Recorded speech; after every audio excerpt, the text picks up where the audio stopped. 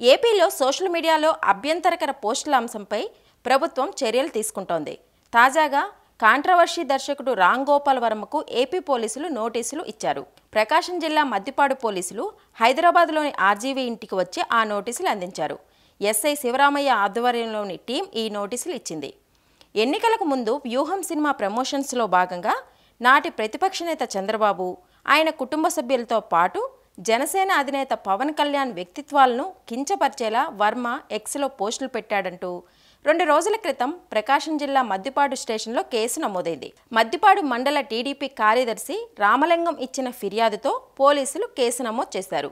ఈ క్రమంలోనే విచారణకు హాజరు కావాలంటూ వర్మకు నోటీసులు అందజేశారు పోలీసులు. మరోవైపు తుళ్లూరులోనూ ఆర్జీవీపై కేసు నమోదైంది.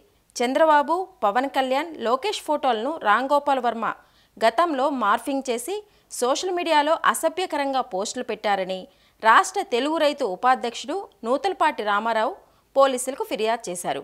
ఆయనపై చట్టపరంగా తగిన చర్యలు తీసుకోవాలని కోరారు. ఇక సినీ నటుడు వైసీపీ నేత పోసాని కృష్ణమురళిపై విజయవాడ భవానీపురం పోలీసులకు జనసేన నాయకులు ఫిర్యాదు చేశారు. హైదరాబాద్ ప్రెస్ క్లబ్లో 2021 సెప్టెంబర్ 28న 2024 ఏప్రిల్ 22న వైసీపీ కార్యాలయం వేదికగా జనసేన అధ్యక్షుడు పవన్ కళ్యాణ్పై పోసాని తీవ్రంగా విమర్శలు చేశారని Janasena central Andhra zone convener Badita Shankar తెలిపారు. వీడియోలను వైసీపీ సోషల్ మీడియాలో ఎక్కువగా వినియోగిస్తూ పవన్ కళ్యాణ్ ప్రతిష్టను దెబ్బతీస్తోందని తెలిపారు.